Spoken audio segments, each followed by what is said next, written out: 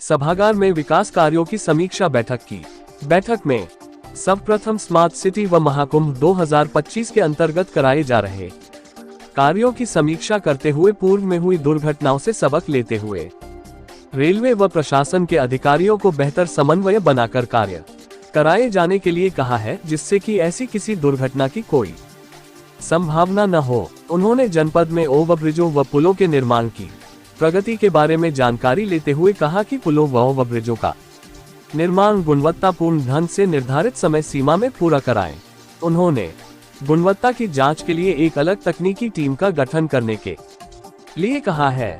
Ring road के निर्माण कार्य की प्रगति के बारे में जानकारी लेते हुए डिप्टी सीएम ने कहा कि रिंग रोड के निर्माण कार्य को महाकुंभ के दृष्टिगत शीर्ष प्राथमिकता पर पूरा कराएं, साथ ही रिंग रोड के आस पास के क्षेत्र को किस प्रकार विकसित बनाया जा सकता है, इसके लिए भी अभी से भविष्य को ध्यान में रखते हुए प्लान बनाए जाने के लिए संबंधित अधिकारियों को निर्देशित किया है। डिप्टी सीएम ने जनपद में चल रहे सड़कों के चौड़ीकरण के कार्य की समीक्षा करते हुए कहा कि जहां पर भी चौड़ीकरण का कार्य किया जा रहा है, उस रोड को बराबर से चौड़ा किया जाए, कहीं पर भी सड़क कम या ज्यादा न दिखे। उन्होंने जसरा बाईपास के निर्माण कार्य में अनावश्यक देरी पर कड़ी नाराजगी जताते हुए संबंधित अधिकारियों को जल्द से जल्द निर्माण कार्य शुरू कराने व रामवनगमन मार्ग के निर्माण कार्य में तेजी लाए जाने के निर्देश दिए हैं। डिप्टी सीएम ने इस महत्वपूर्ण बैठक में अनुपस्थित रहने वाले अधिकारियों का एक दिन का वेतन रोकने का निर्देश दिया है।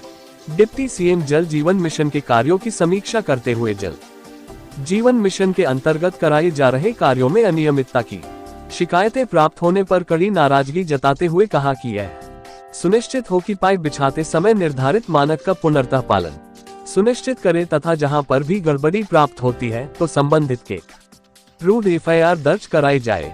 उन्होंने कहा कि जहां पर पाइप लाइन बिछाने के लिए गड्ढे खोदे गए हैं, कार्य के बाद अविलंब उस सड़क को पहले जैसा बना दिया जाए।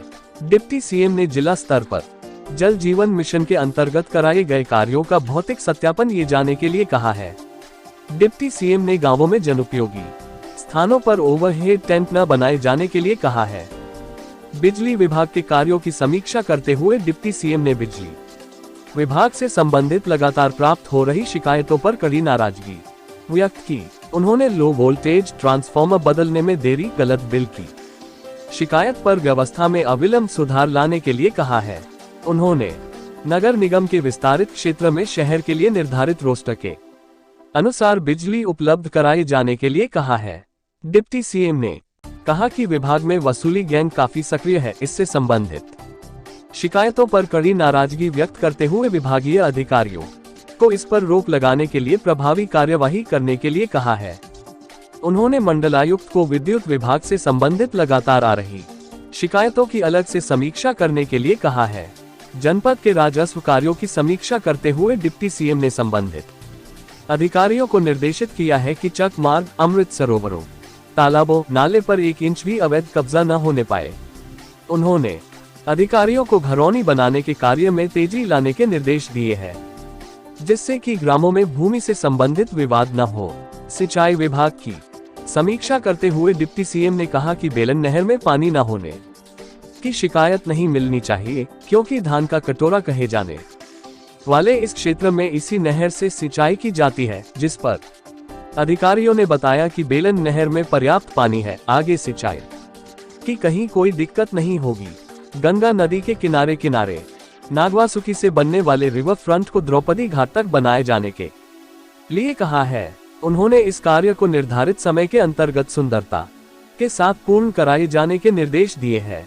इसी प्रकार यमुना के किनारे भी रिवर फ्रंट बनाए जाने के लिए अधिकारियों से कहा है। डिप्टी सीएम ने फाफामो व छतनाग में बन रहे विद्युत शवदाह गृह की क्षमता को बढ़ाए जाने के लिए कहा है। साथ ही श्रृंगारपुर में भी विद्युत शवदाह गृह बनाए जाने के लिए संबंधित विभाग के अधिकारी को निर्देशित किया है। दारानगंज अंत्येष्टि स्थल में सुविधाओं को किस प्रकार और बढ़ाया जा सकता है, इसका अध्ययन कर प्रस्ताव उपलब्ध कराने के लिए कहा है। डिप्टी सीएम ने मुख्य चिकित्साधिकारी से शहर में डेंगू की स्थिति के बारे में जानकारी लेते हुए कहा कि जनपद में पर्याप्त मात्रा टास्क की उपलब्धता सुनिश्चित रहे। डेंगू व अन्य बीमारियों से बचाव कार्यों में तेजी लाए जाने के निर्देश दिए हैं। उन्होंने गौ आश्रय स्थल के आसपास भूचर भूमि कितनी है की जानकारी ली। कहा कि सभी में नेपियर घास लगवाएं, जिससे कि गौवंशों के लिए हरे चारे की कमी न हो। अधिकारी यह ध्यान रखें कि किसानों की फसलों को छुट्टा जानवरों से नुकसान न पहुंचे। उन्होंने सभी छुट्टा जानवरों को गौ आश्रय स्थलों में रखे जाने के लिए कहा है। उन्होंने ग्रामीणों को जानवरों को छुट्टा न छोड़ने तथा उन्हें गौशालाओं तक पहुंचाए जाने के लिए प्रेरित किए जाने के लिए कहा है। डिप्टी सीएम ने दुर्गा प्रतिमा के विसर्जन के लिए उपयुक्त स्थान का चयन करने के लिए कहा है, जिससे कि किसी को कोई परेशानी न हो। उन्होंने बिजली विभाग, लेखपाल, पुलिस सहित अन्य विभागों के विभागाध्यक्षों से ऐसे कर्मी जो 3 वर्ष से एक ही स्थान पर कार्य कर रहे हो, उनका स्थान परिवर्तन करने के लिए कहा है। उन्होंने सभी विभागाध्यक्षों को अपने कार्यालय में साफ सफाई की व्यवस्था नियमित बनाए रखने के लिए कहा है। कहा कि यह आप लोगों का नैतिक दायित्व भी है। उन्होंने जनपद में कराए जा रहे सभी विकास कार्यों में जनप्रतिनिधियों के साथ समन्वय बनाते हुए उनके सुझाव लेने के लिए कहा है। इस अवसर पर महापौर उमेश चंद्र गणेश केसरवानी, जिला पंचायत अध्यक्ष डॉक्टर 0V0K0 सिंह, विधायक शहर उत्तरी हर्षवर्धन वाजपेयी, विधायक फाफामो गुरु प्रसाद मौर्य, विधायक फूलपुर प्रवीण पटेल, विधान परिषद सदस्य सुरेंद्र चौधरी एवं निर्मला पासवान सहित अन्य जनप्रतिनिधियों के अलावा मंडलायुक्त विजय विश्वास पंत, पुलिस कमिश्नर रमित शर्मा, प्रभारी जिलाधिकारी गौरव कुमार, प्रयागराज विकास प्राधिकरण के उपाध्यक्ष अरविंद चौहान, नगर आयुक्त चंद्र मोहन गर्ग सहित अन्य संबंधित अधिकारी उपस्थित रहे। खबर जगत के लिए सहयोगी विनोद कुमार की रिपोर्ट।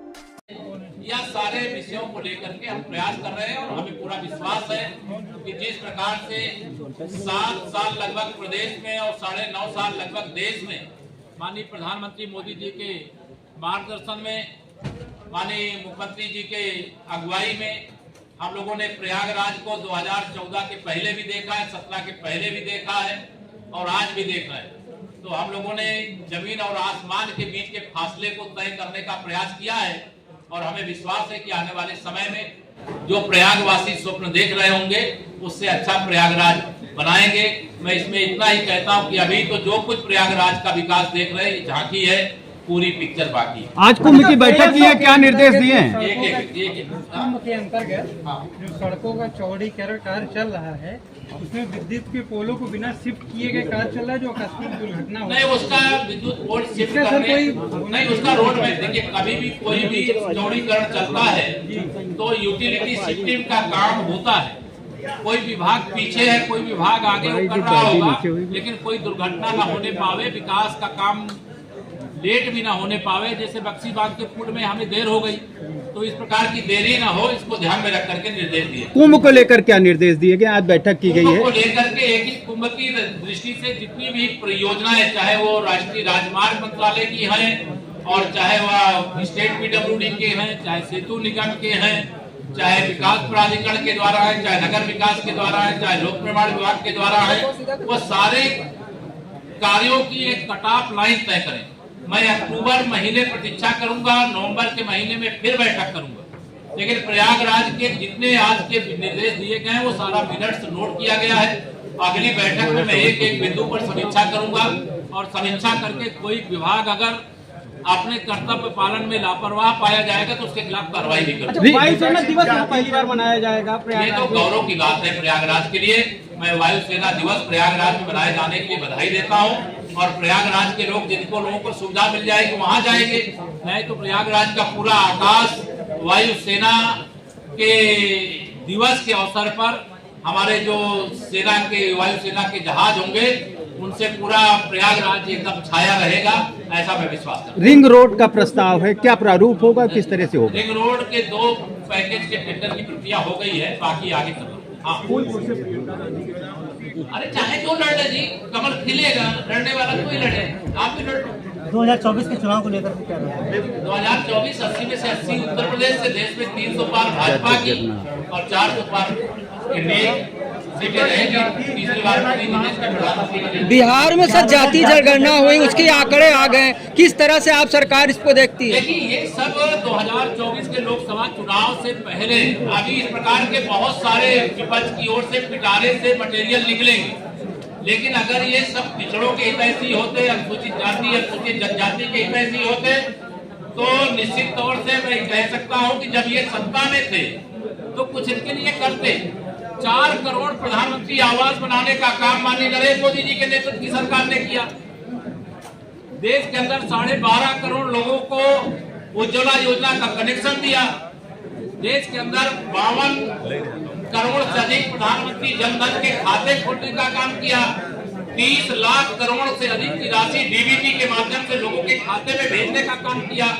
पीएम स्वनिधि केवल अकेले प्रयागराज में लगभग 50,000 लोगों को केवल मोदी जी की गारंटी पर आधार कार्ड के आधार पर बैंकों से लोन मिला है। छोटी छोटी अपनी दुकानें चला करके अपने परिवार का पालन पोषण कर रहे हैं। हमारे नए महापौर बने गणेश केसरवानी जी, उनकी अगुवाई में 1 लाख नए वेंडिंग जोन के बना करके दुकानें बनाने के लिए कहा गया है। यहाँ गरीब कल्याण के लिए हमारी सरकार काम कर रही है। उन लोगों ने काम नहीं किया, इसलिए बातें कर रहे हैं, सिगुफे छोड़ रहे हैं, फर्जीगिरी कर रहे हैं। लेकिन सच्चाई ये है कि भाजपा ने किया था, भाजपा कर रही है, भाजपा करेगी मोदी जी के नेतृत्व में। Thank you.